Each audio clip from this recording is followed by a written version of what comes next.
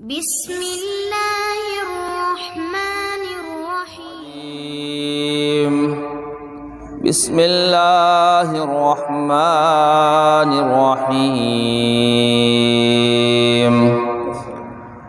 فبما رحمة من اللہ لنت لهم ولو كنت فظا غليظ القلب لانفضوا من حولك فاعف عنهم واستغفر لهم وشاورهم في الأمر فإذا عزمت وتوكل على الله ان اللہ يحب المتوکلین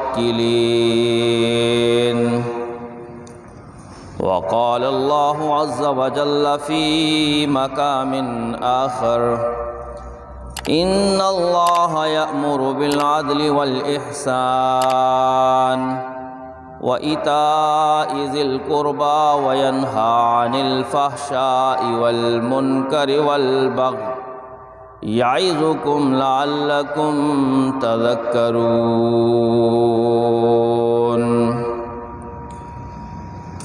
تمام قسم کی تعریفات، حمد و ثنا، کبریائی، بڑائی، بزرگی، برتری، عظمت اور جلالت کے لائق اللہ ملک العلام ذوالجلال والاکرام کی ذات بابرکت ہے، اور بے انتہا بے شمار لاتعداد انگنت درود و سلام ہو آقائے نامدار ختم الرسل پیکر حسن و جمال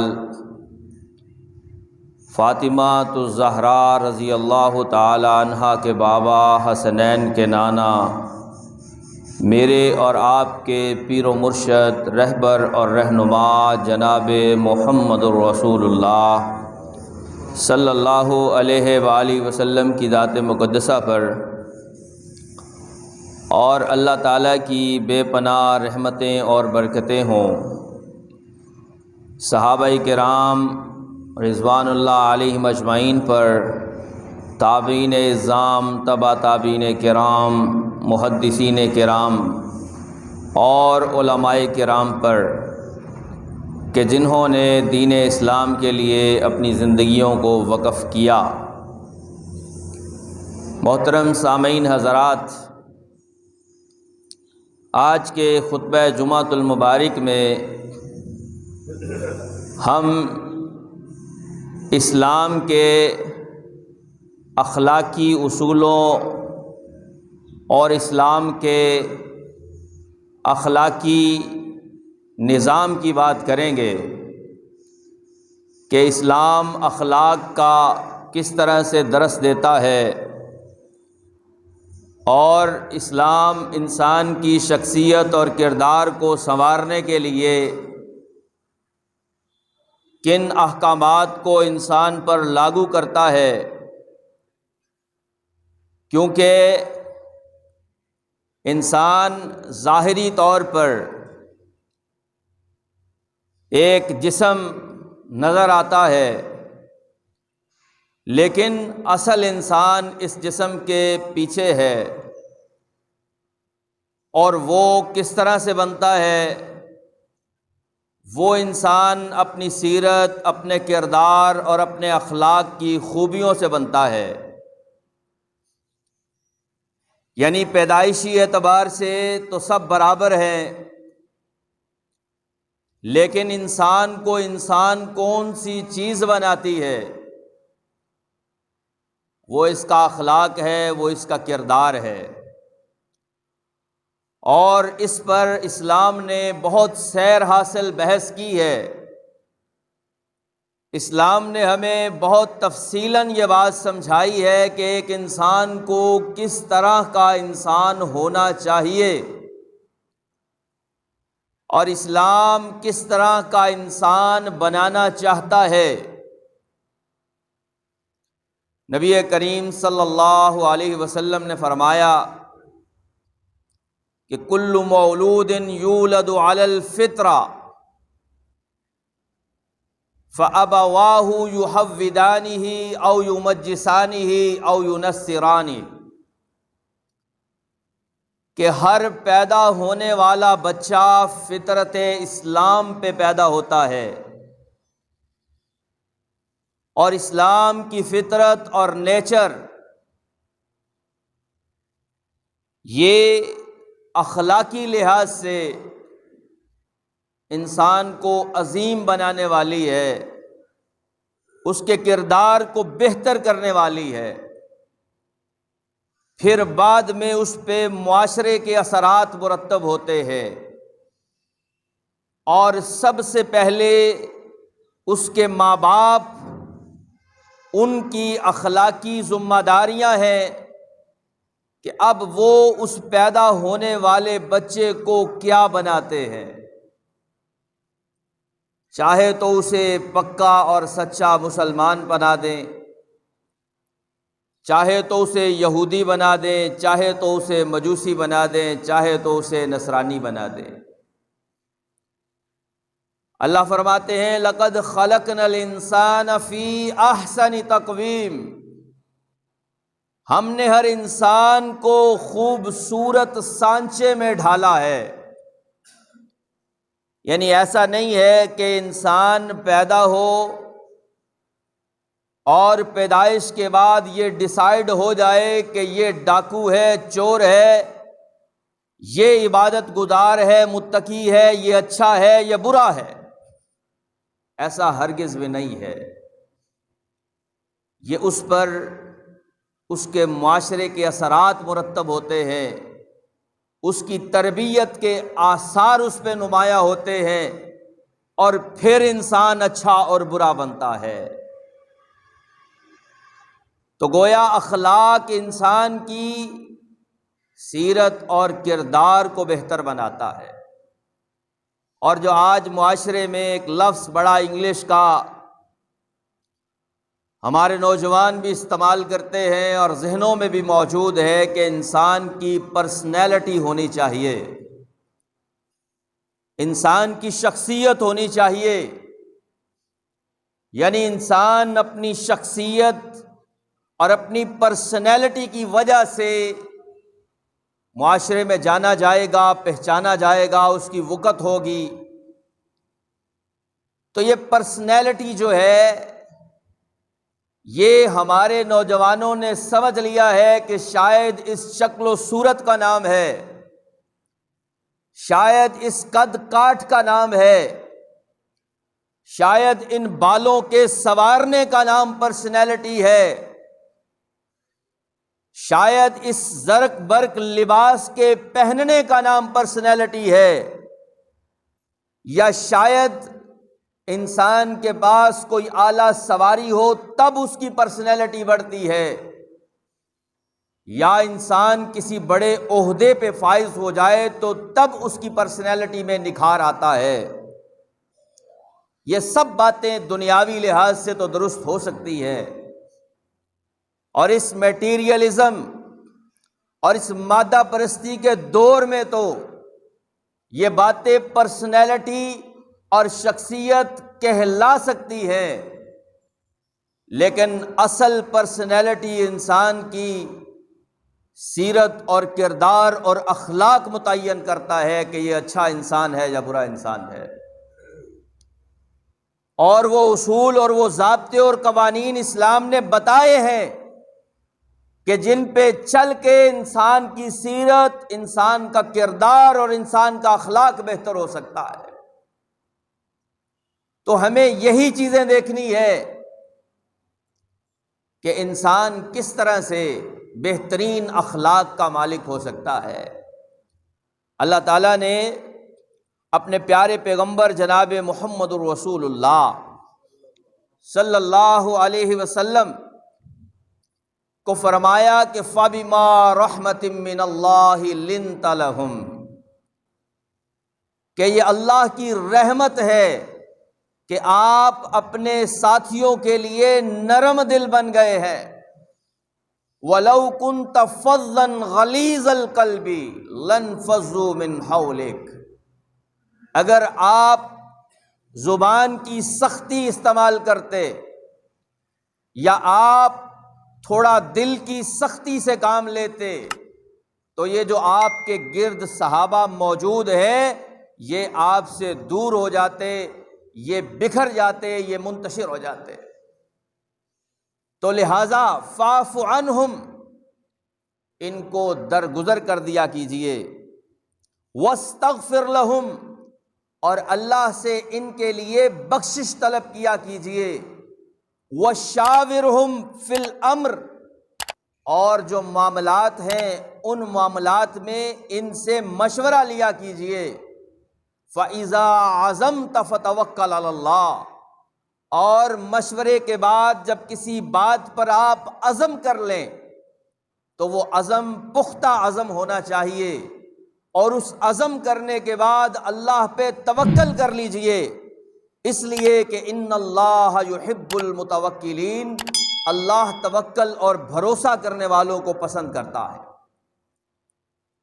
یعنی نبی کریم صلی اللہ علیہ وسلم کو اللہ تعالیٰ نے نرم خو بنایا، اللہ تعالیٰ نے حضور علیہ الصلاۃ کی زبان اطہر میں شیرینی اور چاشنی رکھی۔ نبی کریم علیہ الصلاۃ کو اللہ نے اعلیٰ اخلاق اور کردار کا مالک بنایا۔ اسی لیے سورہ نون کے اندر اللہ فرماتے ہیں کہ انک لعلی خلق عظیم، اے پیغمبر آپ خلق عظیم کے مالک ہیں، آپ کا اخلاق اور آپ کا کردار اس کی دنیا میں مثال ہی پیش نہیں کی جا سکتی۔ یعنی آپ اخلاق اور کردار کے ایک اعلیٰ ترین عہدے کے اوپر فائز ہیں، اور آپ کے اخلاق کو اللہ نے ایک معیار اور کسوٹی قرار دیا ہے کہ لوگوں تم نے اپنا اخلاق بہتر بنانا ہے،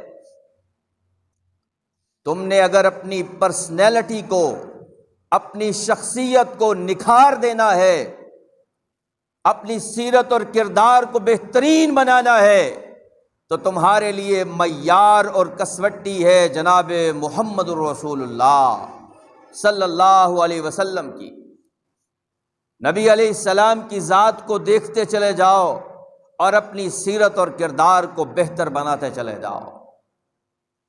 تو حضرات سامعین، اسلام اخلاقیات کے اصولوں میں سب سے پہلا اصول جو بتاتا ہے وہ اخلاص کا بتاتا ہے، رضائے الہی کا بتاتا ہے کہ اپنی سیرت اور کردار کو بہتر کس لیے کرنا ہے کہ لوگوں کے ہاں نمائش ہو، لوگوں کے ہاں سراہا جائے، لوگوں کے ہاں تعریفیں کی جائیں کہ جی بندہ بڑا اچھا ہے، زبان سے موتی گرتے ہیں، پھول برساتا ہے، بڑی خوبصورت باتیں کرتا ہے، بیٹھ جاؤ اس کے قریب تو اٹھنے کا دل نہیں کرتا۔ کیا اس وجہ سے اپنی سیرت اور کردار کو بہتر بنانا ہے؟ نہیں، اپنی سیرت اور کردار کے اندر اخلاص پیدا کرنا ہے۔ کیوں؟ اخلاص اس لیے پیدا کرنا ہے کہ وہ اللہ راضی ہو جائے۔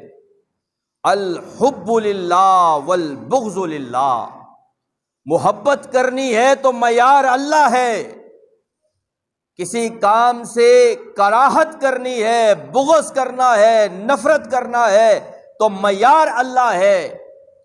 یعنی ذاتی پسند اور ناپسند بالکل خالی ہو گئی، اگر معیار رہ گیا ہے تو اللہ کی رضا اور اس کی مرضی رہ گئی ہے کہ اللہ کے سامنے میں کیسا لگنا چاہتا ہوں، اللہ کے سامنے میں کیسا دکھنا چاہتا ہوں کہ میں اللہ کو پسند آ جاؤں، میری ادائیں اللہ کو بھا جائیں اور اللہ مجھے کہہ دے کہ یہ میرا بندہ ہے، اور اللہ میرے بارے میں یہ کہہ دے کہ یہ میرا دوست ہے۔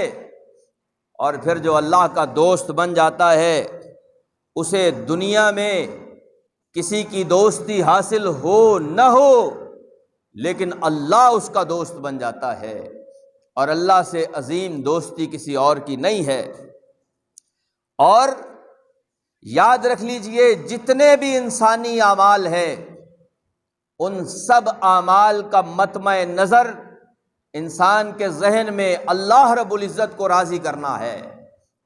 نبی کریم صلی اللہ علیہ وسلم نے فرمایا تھا کہ انما الاعمال بالنیات، اعمال کا دار و مدار نیتوں پر ہے، کہ اگر نیت میں اخلاص موجود ہوگا تو عمل قابل قبول ہے، اگر نیت اچھی نہیں، نیت میں ریاکاری آ گئی، نیت میں دکھلاوا آ گیا، نیت میں یہ چیز آ گئی کہ میں اپنی پرسنالٹی کو ایسا بناؤں کہ لوگوں کے ہاں بڑا اچھا لگوں، تو یاد رکھ لیجئے کہ پھر اللہ کے کاغذوں میں سے مائنس ہو جاؤ گے۔ دنیا تو تمہاری تعریفیں کرے گی ایک وقت تک، لیکن اللہ رب العزت کے ہاں زیرو ہو جاؤ گے۔ اللہ کے ہاں اگر تمہیں اپنی وقت بنانی ہے تو انما الاعمال بالنیات، اللہ کو ذہن میں رکھ کے اخلاص اور رضائے الہی کے حصول کے لیے اپنی سیرت اور کردار کو بہتر بنانا ہے۔ اور اخلاص والے یہ بات کہا کرتے ہیں کہ انما نطعمکم لوجہ اللہ لا نرید منکم جزاء ولا شکورا، کہ ہم تمہیں کھانا بھی اس لیے کھلا رہے ہیں کہ اللہ راضی ہو جائے، ہمیں تم سے کسی تعریف اور ستائش کی ضرورت نہیں ہے۔ لا نرید منکم جزاء ولا شکورا، کہ تم ہمارا شکریہ ادا کرو، تم ہمیں کوئی بدلہ دو، تمہارے بدلوں اور شکریوں کے لیے میں یہ عمل نہیں کرتا، میں اس لیے یہ عمل کرتا ہوں کہ میرا اللہ مجھ سے راضی ہو جائے، میں اپنی سیرت اور کردار اور اخلاق کو اس لیے بہتر بنا رہا ہوں کہ میرا اللہ مجھ سے خوش ہو جائے۔ تو سب سے پہلا اصول جو اخلاقیات کا اور اسلامی اخلاقیات کا وہ یہ ہے کہ انسان اللہ کے لیے اپنے اخلاق کو بہتر کرے، کہ اللہ کو جو چیزیں ناپسند ہے اپنی زندگی سے انہیں مائنس کر دے، اور اللہ کو جو چیزیں پسند ہے اسے اپنی زندگی میں ایڈ کرتا چلا جائے۔ یہ کوئی بہت بڑی تھیوری اور فلسفی نہیں ہے کہ جس کو انسان سمجھ نہ سکے، یہ تو بڑی سمپل اور سادہ سی بات ہے جو نبی کریم صلی اللہ علیہ وسلم کے صحابہ کو آج سے 1450 سال پہلے سمجھ آ گئی تھی، اور آج ہم اس 21ویں صدی میں ہونے کے باوجود بھی ان سمپل اور سادہ باتوں کو سمجھ نہیں رہے، اور دیگر چیزوں میں اپنی پرسنالٹی اور اپنی سیرت اور کردار کو بہتر بنانے کی کوشش میں لگے ہوئے ہیں۔ تو سب سے پہلا اصول ہے کہ انسان رضائے الہی کے لیے اپنی سیرت اور کردار کو بہتر بنائے۔ اور دوسری بات جو اسلامی اخلاق کا سرچشمہ ہے وہ سچائی ہے، وہ صدق ہے، کہ حقیقت پر مبنی بات کرنی ہے، چاہے کچھ بھی ہو جائے، چاہے انسان کو نقصان ہو فائدہ ہو۔ اور نقصان جو ہوتا ہے یاد رکھ لیجئے اگر اس وجہ سے ہوا ہے تو وہ بہت ہی عارضی قسم کا ہوگا۔ گاہک دکان سے چلا گیا واپس تیرے سچ بولنے کی وجہ سے، رشتہ دار ناراض ہو گیا تیرے سچ بولنے کی وجہ سے، ظاہری طور پر لوگوں نے تجھے پسند نہ کیا تیرے سچ بولنے کی وجہ سے، لیکن یاد رکھ اس سچائی کے ذریعے اللہ رب العالمین کے ہاں تیری کتنی وقت بن جاتی ہے، تیرے کتنے نمبر بڑھ جاتے ہیں، تیرے کتنے درجے بڑھ جاتے ہیں۔ اسی لیے تو نبی کریم صلی اللہ علیہ وسلم نے فرمایا علیکم بالصدق، لازم ہے تم پر سچ بولنا، علیکم بالصدق، سچائی کو لازم پکڑ لو، اپنے اوپر سچ بولنا واجب اور فرض کر لو، اور یہ ذہن سے نکال دو کہ ہم نے سچ کے علاوہ بھی کچھ کہنا ہے، چاہے مزاح کے اندر ہی کیوں نہ ہو۔ اور فرمایا فَإِنَّ الصِّدْقَ يَهْدِي إِلَى الْبِرِّ، سچائی انسان کو نیکی کی طرف لے کے جاتی ہے، وَإِنَّ الصِّدْقَ يَهْدِي إِلَى الْجَنَّةِ وَإِنَّ الْبِرَّ يَهْدِي إِلَى الْجَنَّةِ، اور نیکیاں انسان کو جنت کی طرف لے جاتی ہے۔ وَمَا يَزَالُ الرَّجُلُ یصدق ویتحری الصدق حتی یکتب عند اللہ صدیقا، اور انسان ہمیشہ سچ بولنے میں لگا رہتا ہے اور سچ بولنے کی کوشش کرتا رہتا ہے کہ میری زبان سے صرف کلمہ حق اور سچ ہی نکلے، چاہے دنیا ناراض ہوتی ہے تو ہو جائے، کوئی مسئلہ نہیں۔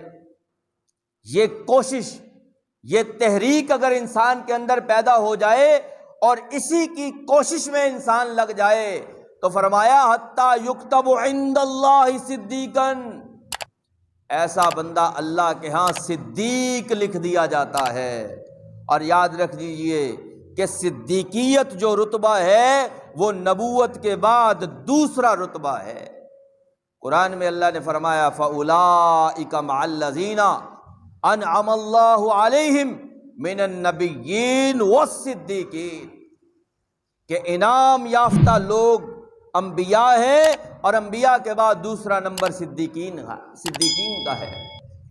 تو یاد رکھیے کہ سچائی اسلامی اخلاق کا سرچشمہ ہے۔ تمام انبیاء بااخلاق تھے اور تمام انبیاء کے متعلق اللہ نے جہاں باتیں کی وہاں ایک بات ضرور کی کہ انہو کان صدیقا نبیّا، کہ وہ جو نبی تھے وہ سچے نبی تھے۔ آج انسان ملمح سازی کے ساتھ اپنی شخصیت کو بہتر بنا لے اور اپنے جھوٹ کو اپنے اوپر چڑھا لے تو یاد رکھ لیجئے دنیا والے کچھ وقت کے لیے تو اس کی تعریف کریں گے، لیکن اللہ اور اللہ والوں کے ہاں اس کی کوئی وقت اور ویلیو نہیں ہوتی۔ اسی لیے اسلامی جو اخلاق ہے اس کا بنیادی اصول سچ بولنا ہے، یعنی زندگی گزارنی ہے تو سچائی پہ گزارنی ہے۔ نبی کریم صلی اللہ علیہ وسلم سے جب پوچھا گیا حضور کیا مومن چوری کر سکتا ہے؟ فرمایا کر سکتا ہے۔ مومن میں یہ جو برائی ہے آ سکتی ہے، مومن کے اندر بدکاری آ سکتی ہے۔ پوچھا گیا حضور کیا مومن جھوٹ بول سکتا ہے؟ فرمایا نہیں، مومن کبھی جھوٹا نہیں ہو سکتا، مومن کبھی جھوٹا نہیں ہو سکتا کہ مومن بھی ہو اور جھوٹ بھی بولتا ہو۔ آج ہمارے بڑے سے لے کے چھوٹے تک سب جھوٹ کے پلندے بنے ہوئے ہیں۔ اور آپ دیکھیں کہ انسان کو اخلاقی تربیت کہاں سے ملنا شروع ہوتی ہے۔ میں اور آپ ذرا اپنی زندگی کی اصلاح بھی کرتے چلے جائیں۔ سب سے پہلے اس کے جو مربی ہوتے ہیں، اس کو اخلاق سکھانے والے ہوتے ہیں، وہ اس کے ماں باپ ہوا کرتے ہیں۔ آج علماء کرام ماں باپ کی شان بیان کرتے ہیں، بلا شبہ اس میں کوئی شک نہیں ہے۔ اللہ کے بعد جتنا درجہ والدین کا ہے اور انسان کے لیے کسی کا نہیں، لیکن والدین کو ان کی ذمہ داریاں سمجھانا بھی آج ضروری ہے۔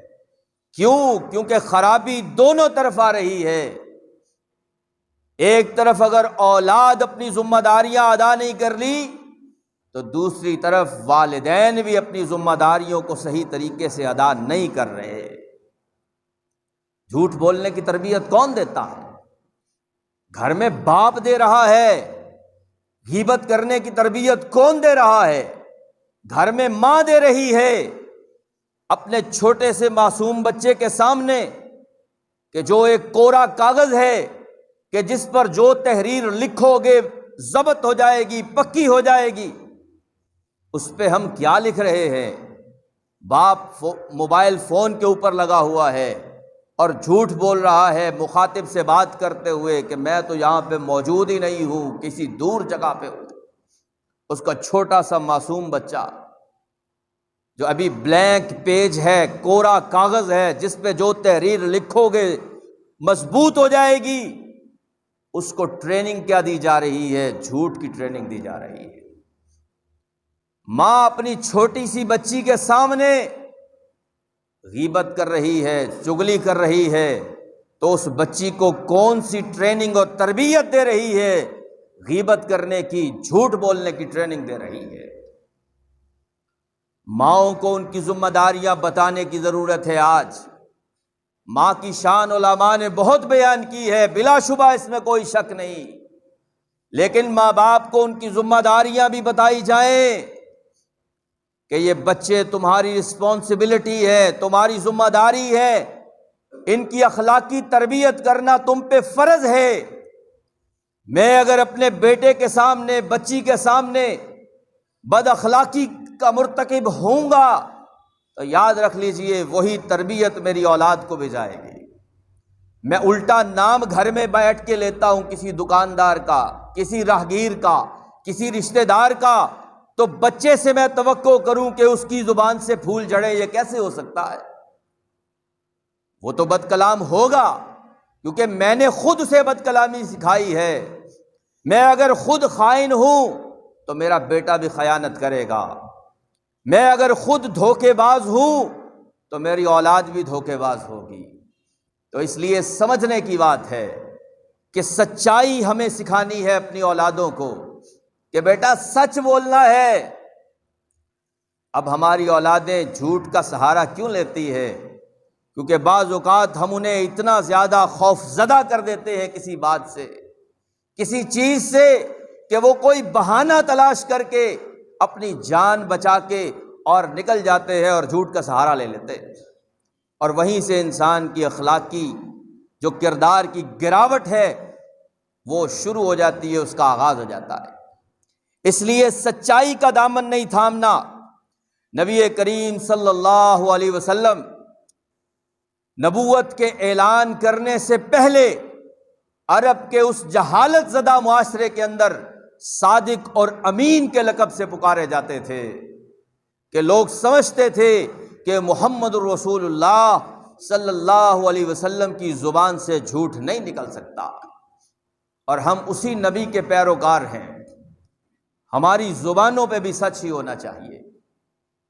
عبداللہ ابن سلام رضی اللہ تعالیٰ عنہ جو یہودیوں کے عالم بھی تھے، وہ بیان کرتے ہیں کہ نبی صلی اللہ علیہ وسلم جب مکہ سے ہجرت کر کے مدینہ آئے تو لوگ آپ صلی اللہ علیہ وسلم کی زیارت کرنے کے لیے، آپ سے ملاقات کرنے کے لیے آیا کرتے تھے۔ تو میرا بھی دل چاہا کہ میں بھی جا کے دیکھوں کہ وہ نبی جو مکہ سے ہجرت کر کے آیا ہے وہ کیسا ہے۔ کہتے ہیں کہ میں نے جب آپ صلی اللہ علیہ وسلم کو دیکھا تو پہلی ہی نظر جب میری آپ پر پڑی تو میرے دل سے یہ آواز آئی کہ کچھ بھی ہو لیکن یہ چہرہ کسی جھوٹے شخص کا چہرہ نہیں ہو سکتا، یہ ایک صادق اور امین شخص کا چہرہ ہے۔ نبی علیہ السلام نے قریش کے لوگوں کو، مکے کے دوسرے قبائل کو جمع کیا اور دعوت توحید دینے لگے، اور یہ بات کہی کہ اگر میں تم سے کہوں کہ پہاڑ کی دوسری طرف سے دشمن کا ایک قافلہ اسلحے کے ساتھ لیس ہو کر تم پہ حملہ آور ہونے کے لیے آ رہا ہے تو کیا تم میری بات کی تصدیق کرو گے؟ تو سب نے بیک زبان ہو کے کہا کیوں نہیں اے محمد، ہم نے تمہیں کبھی جھوٹ بولتے ہوئے سنا ہی نہیں ہے۔ پیارے پیغمبر صلی اللہ علیہ وسلم سرچشمہ ہدایت ہیں، اخلاق کا منبع ہے، ہم نے اخلاق اور سیرت اور کردار نبی علیہ السلام سے سیکھنا ہے، لہٰذا اپنی زندگیوں میں سچ کو لازم کر لیجئے، تب اخلاق اور کردار کے لحاظ سے ہم بہتر ہوں گے۔ اور پھر دوسری بات کہ اخلاق کے ساتھ ساتھ ہمارے اندر تقویٰ پیدا ہونا چاہیے، کیونکہ تقویٰ اختیار کرنا ہر حال میں اخلاق کے لحاظ سے ضروری ہے۔ سیرت اور کردار کی بہتری کے لیے تقویٰ لازم ہے، گناہوں سے اپنے آپ کو بچانا ضروری ہے، اور یاد رکھیے متقی لوگوں کو اللہ بڑا ہی نوازتا ہے۔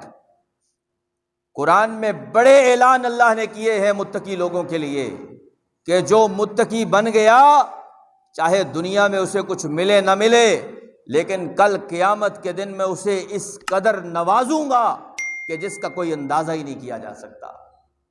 اور تقویٰ ہر حال میں اختیار کرنا ہے۔ اتق اللہ حیث ما کنت، جہاں کہیں بھی ہو تم متقی نظر آنے چاہیے۔ یہ نہیں کہ ہمارا تقویٰ مسجد کی چار دیواری کے اندر شروع ہو اور مسجد سے نکلنے کے بعد ہم عام انسانوں کے ساتھ اسی طرح گھل مل جائیں، اور تقویٰ کیا ہے کچھ بھی نہیں پتا۔ نہیں، ہم دکان میں بھی بیٹھے ہوں تو متقی ہوں، ہم چل رہے ہوں تو تقویٰ ہو، ہم بیٹھے ہوں، ہم بول رہے ہوں، ہم کچھ بھی کر رہے ہوں، ہمارے اندر تقویٰ موجود ہونا چاہیے۔ اور یہ تقویٰ ایسا اعلیٰ وصف ہے اور اخلاقی کردار کے لیے ایک ایسا اعلیٰ اصول ہے کہ اس اصول کو اپنانے سے انسان کی سیرت اور کردار بالکل نکھر جاتی ہے، اور اللہ تعالیٰ دنیا میں بھی نواز دیتے ہیں اور آخرت میں بھی نواز دیتے ہیں۔ حضرت یوسف علیہ السلام کا واقعہ آپ لوگوں نے علماء سے سن رکھا ہے کہ کس طرح عزیز مصر کی بیوی نے ورگلایا، لیکن اللہ رب العزت کا خوف اور ڈر یوسف علیہ السلام کے دل میں موجود تھا۔ اس کی دعوت گناہ کو ٹھکرا دیا اور اس وجہ سے جیل میں ڈالے گئے، قید کیے گئے، لیکن اللہ نے اس تقوی کی بدولت اس قدر نوازا کہ مصر کا بادشاہ بنا دیا۔ اور اسی وجہ سے حضرت یوسف علیہ السلام اپنے بھائیوں کے سامنے یہ اعلان کرتے ہوئے نظر آتے ہیں کہ انہ من یتقی ویصبر فان اللہ لا یضیع اجر المحسنین، جو تقوی اختیار کرتا ہے اور صبر کرتا ہے تو پھر یاد رکھو اللہ ایسے لوگوں کا اجر کبھی ضائع نہیں کرتا۔ یہ میری اور آپ کی سوچ ہے، ہم سمجھتے ہیں کہ شاید ہم کچھ حاصل کر لیں گے، دنیا دار بن کے، دنیا داروں کے ہاں ذرا آگے بڑھ کے ہمیں کچھ حاصل ہو جائے گا۔ نہیں، تقوی کے ذریعے سے بھی اللہ بادشاہتیں دے دیتا ہے۔ لازمی نہیں ہے کہ انسان اس اخلاقی اور اسلامی لبادے کو اوڑھ کر ہی دنیا میں کامیاب ہو۔ متقی لوگوں کو اللہ زیادہ کامیابی عطا کرتا ہے۔ ایک صحابی رسول نے پوچھا، حضور سفر پر جا رہا ہوں، کوئی نصیحت کیجئے۔ آپ نے فرمایا، علیک بالتقوی والتکبیر علی کل شرف، کہ بس اپنے اندر تقوی پیدا کر لے، ہر موڑ پہ، سفر کے ہر اونچی جگہ پہ تکبیر کہے، اللہ اکبر کہے، اور نشیب و فراز جتنے بھی سفر کے آئے ان میں اپنے اوپر تقوی کی چادر لپیٹ کے رکھنی ہے۔ یعنی اسلامی اخلاق اور اسلامی کردار میں تقوی نہیں ہوگا تو انسان کی پرسنالٹی، انسان کی سیرت اور کردار نہیں بن سکتی ہے۔ یعنی متقی انسان ہی بااخلاق انسان ہوگا، متقی انسان ہی اللہ کو پسند ہوگا۔ نبی کریم صلی اللہ علیہ وسلم نے بھی فرمایا کہ اتق اللہ، اتق المحارم تکن عابد الناس، اللہ کی حرام کردہ چیزوں سے اپنے آپ کو بچا لو، تم سب سے زیادہ عبادت گزار بن جاؤ گے۔ بات کو آگے بڑھاتے ہوئے اسلامی اخلاق اور کردار کی بات ہو رہی ہے تو اپنے اندر عدل پیدا کیا جائے۔ انسان اپنے اندر عدل کی صفات کو لائے۔ فآت کل ذی حق حقہ، ہر چیز کو اس کا حق دے، کیونکہ عدل اللہ کی صفت ہے اور اللہ تعالیٰ یہ صفت اپنے بندوں میں بھی دیکھنا چاہتا ہے، اور دنیا کائنات کا نظام بھی عدل کے اوپر چل رہا ہے۔ عدل کسی معاشرے سے اٹھ جائے تو وہاں کبھی ترقی نہیں ہو سکتی۔ آج ہماری تنزلی کی، آج ہمارے زوال کی، اور آج ہماری اس دنیا میں بے وقتی کی سب سے بڑی وجہ اگر دیکھی جائے تو وہ بھی یہی ہے کہ آج انصاف نہیں ہے، آج عدل نہیں ہے۔ اور عدل کا دائرہ کار بہت وسیع ہے۔ یہ نہ سمجھا جائے کہ صرف عدالتوں کی حدود تک ہی عدل کو دیکھا جائے۔ میں اور آپ اپنے جسم سے عدل کو شروع کریں، اپنے گھر پہ اس کو لاگو کریں، اور پورے معاشرے میں اس کو پھیلا دے، یہ عدل ہے، اور اللہ نے اسی کا حکم دیا ہے۔ اور عدل کرنے کی اگر ہماری ذمہ داری آ جائے تو اپنے دشمن کے خلاف بھی فیصلہ کرنا ہو تو وہ بھی عدل کی بنیاد پہ کیا جائے۔ وَلَا يَجْرِمَنَّكُمْ شَنَآنُ قَوْمٍ عَلَىٰ أَلَّا تَعْدِلُوا اعْدِلُوا هُوَ أَقْرَبُ لِلتَّقْوَىٰ، تم اپنے دشمن کے خلاف بھی فیصلہ کرو تو عدل کے اوپر کرو۔ تمہیں کسی قوم کی دشمنی اس بات پہ برانگیختہ نہ کرے کہ تم عدل نہ کرو، عدل کرو، یہی بات تقویٰ کے زیادہ قریب ہے۔ اور اسلام تو یہاں تک کہتا ہے کہ اپنی اولاد کے درمیان بھی عدل و انصاف اختیار کرو۔ نعمان بن بشیر رضی اللہ عنہ کا واقعہ سن رکھا ہے کہ ان کے والد گرامی نے ایک غلام انہیں تحفتاً دینا چاہا تو نبی کریم صلی اللہ علیہ وسلم سے آ کے پوچھا کہ حضور میں ایسا کرنا چاہتا ہوں۔ آپ نے کہا کیا یہ تحفہ تم نے اپنے ساری اولاد کو دیا ہے یا صرف اسی بیٹے کو خاص کر کے یہ تحفہ دے رہے ہو؟ کہا حضور ساری اولاد کو نہیں دے رہا، صرف اسی بیٹے کو دینا ہے۔ فرمایا واتقوا اللہ، پھر اللہ سے ڈر جاؤ، واعدلوا بین اولادکم، اپنی اولاد کے درمیان بھی عدل و انصاف کرو۔ آج معاشرے میں عدل و انصاف کی بہتات ہے، کمی ہے، اور ہم عدل و انصاف کے معاملات میں انحطاط کا شکار ہیں۔ اسی وجہ سے آج ہمارے گھروں میں بھی امن و سکون نہیں ہے۔ ہم اپنی اولاد کے درمیان بھی عدل و انصاف والا معاملہ نہیں کرتے ہیں۔ ہمیں عدل و انصاف کو تھامنا ہے، تب ہمارا اخلاق بہتر ہوگا، تب ہماری سیرت اور کردار کے اندر نکھار پیدا ہوگا۔ اور اس کے بعد اس سے بھی آگے بڑھ کر احسان کی صفت کو ہم نے اپنے اندر پیدا کرنا ہے۔ احسان کیا ہے؟ کہ انسان دوسرے کو اس کے حق سے بھی زیادہ دے۔ بھائی آپ کا حق تو اتنا بنتا ہے لیکن میں آپ کو اور زیادہ دے رہا ہوں کیونکہ میرا اللہ راضی ہو جائے۔ آج ہم حق دینے سے بھی پیچھے ہٹتے ہیں کہ حق بھی پورا نہ دیا جائے، حالانکہ اللہ تعالیٰ احسان کرنے والوں کو پسند کرتا ہے۔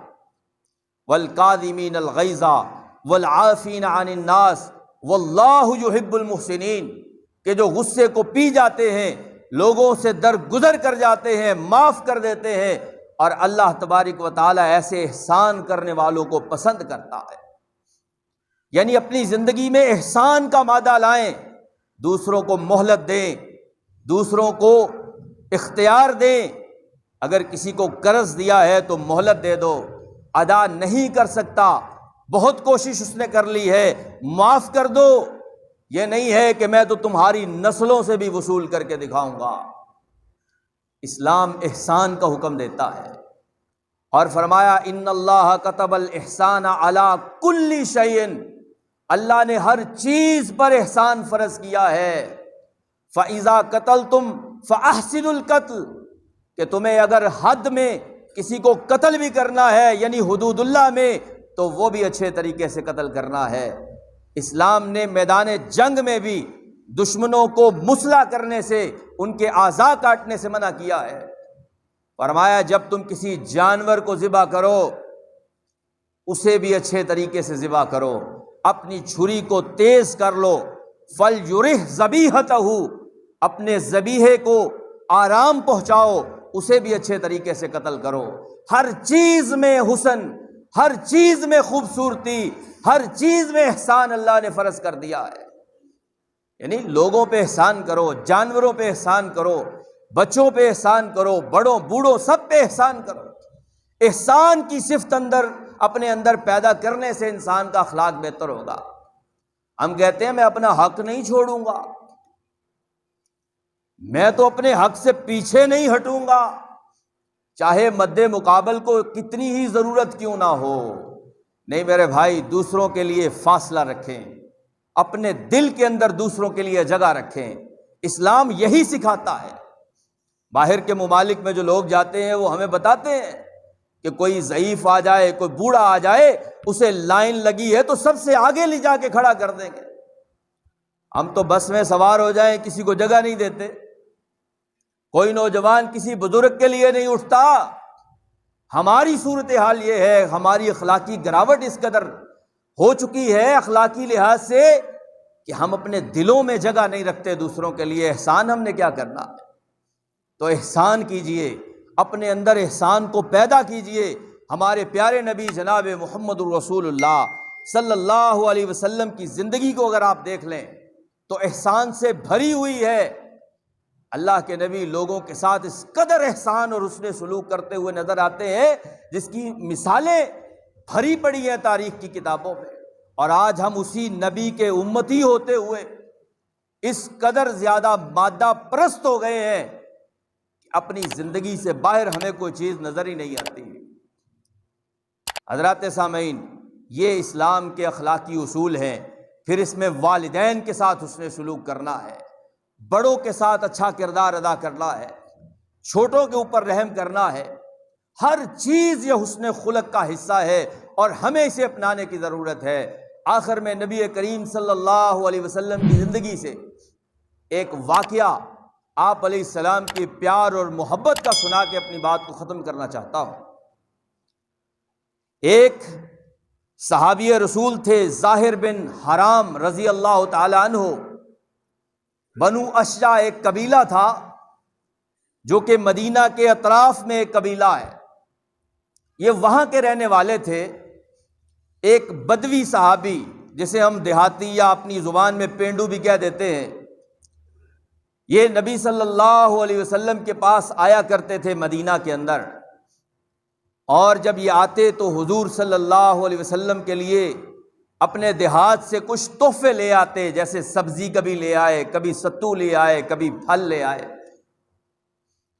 اب واپسی پہ حضور صلی اللہ علیہ وسلم اپنے اس صحابی کو بھی جو شہری تحفے ہیں وہ دے کر روانہ کیا کرتے تھے، اور یہ ظاہری طور پر خوبصورت بالکل بھی نہیں تھے۔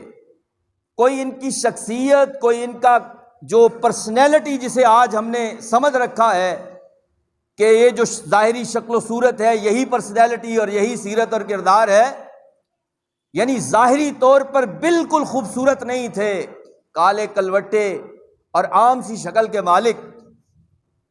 لیکن نبی صلی اللہ علیہ وسلم کے پاس آتے اور حضور ان سے محبت کرتے، اور بلکہ آپ صلی اللہ علیہ وسلم نے تو ایک دفعہ ان کے لیے بڑا ہی خوبصورت جملہ کہا کہ یہ ظاہر جو ہے یہ ہمارے دیہاتی دوست ہیں اور ہم ان کے شہری دوست ہیں۔ آپ نے فرمایا ہر دیہاتی کا کوئی شہری دوست ہوتا ہے اور ہر شہری کا کوئی دیہاتی دوست ہوتا ہے، تو لہذا یہ جو ظاہر ہے یہ ہمارا دیہاتی دوست ہے اور ہم اس کے شہری دوست ہیں۔ ایک دن ہوا کیا کہ یہ ظاہر بن حرام سبزی لے کے منڈی میں آ گئے اور سبزیاں بیچنے لگے، تو خوش قسمتی یہ تھی کہ نبی کریم صلی اللہ علیہ وسلم بھی وہاں پہ موجود تھے۔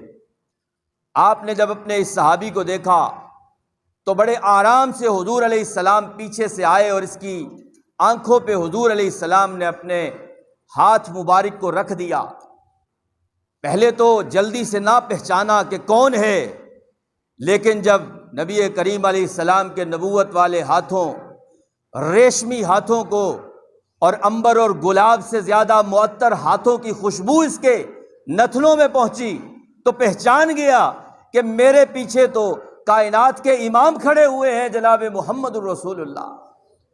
آپ صلی اللہ علیہ وسلم اپنے ضعیف اور غریب صحابہ سے بڑا پیار کیا کرتے تھے، اور حضور فرماتے ہیں مجھے اگر تلاش کرنا ہے تو اپنے غریبوں میں تلاش کرو، اور حضور فرمایا کرتے تھے کہ لوگوں سن لو، تمہیں جو رزق مل رہا ہے، تمہیں جو فتح ملتی ہے تمہارے غریبوں کی وجہ سے ملتی ہے۔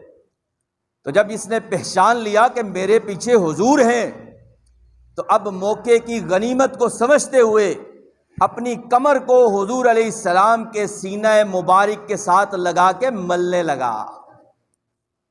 انداز دیکھیے، پہچان گیا تو حضور علیہ السلام نے محبت کے کلمات ادا کرتے ہوئے کہا کہ کون ہے جو اس غلام کو خریدے گا؟